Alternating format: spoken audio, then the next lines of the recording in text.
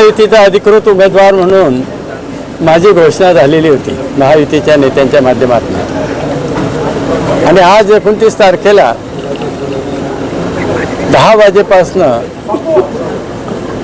मनोहर टाकीच्या समोर असलेल्या छत्रपती शिवाजी महाराजांच्या पुतळ्यापासून तर कलेक्टर ऑफिसपर्यंत एक अतिशय भव्य रॅली निघाली। जनतेचा प्रचंड उत्साह होता, प्रतिसाद होता आणि कलेक्टर ऑफिसला या सगळ्या मान्यवरांच्या उपस्थितीत मी नॉमिनेशन फॉर्म भरला। त्याच्यात महाराष्ट्राचे संकटमोचक आपले सगळ्यांचे लाडके नेते गिरीश भाऊ महाजन होते, नाशिक जिल्ह्याचे पालकमंत्री आदरणीय दादाजी भुसे साहेब होते,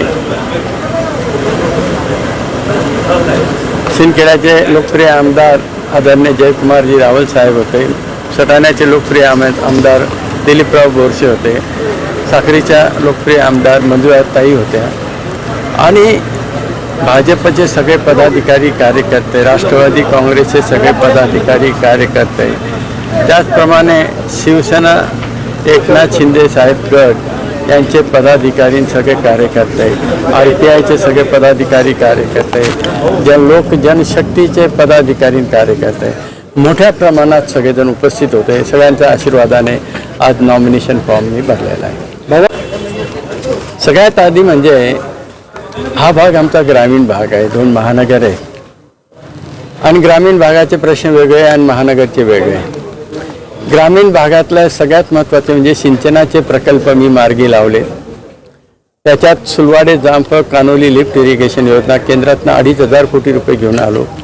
त्याच्या माध्यमातून धुळे तालुका शिंदखेडा तालुक्यातले 100 गावं असे 200 गावांचा पिण्याचा पाण्याचा आणि सिंचनाचा प्रश्न सुटणार आहे। त्याचं 70% काम पूर्ण झाले।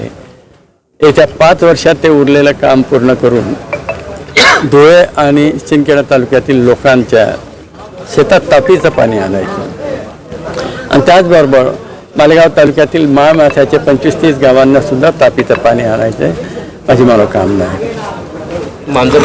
शब्दाशी खेळ करण्यापेक्षा नारपार प्रकल्पासाठी तुमच्या माध्यमातून विचारू इच्छितो, काँग्रेसच्या माध्यमातून काही झालं का? भारतीय जनता पक्षाच्या माध्यमातून आमचे देवेंद्र फडणवीस साहेबांच्या माध्यमातून आम्ही नारपारचं सर्वेक्षण करून घेतलं 14 कोटी रुपये करून, प्रशासकीय मान्यता मिळालेली, निधी मिळायला उशीर होतो कारण 8,500 कोटी रुपये लागणार आहेत आणि येणाऱ्या 5 वर्षात आम्ही तो निधी केंद्राच्या माध्यमातून आणू। तसं 2,500 कोटी सुलवाडे जामफळसाठी काँग्रेसच्या माध्यमातून 40 वर्ष आणू शकलं नाही, शेवटी मी तो आणलाच। तसे हे 8,500 कोटी पण आणू।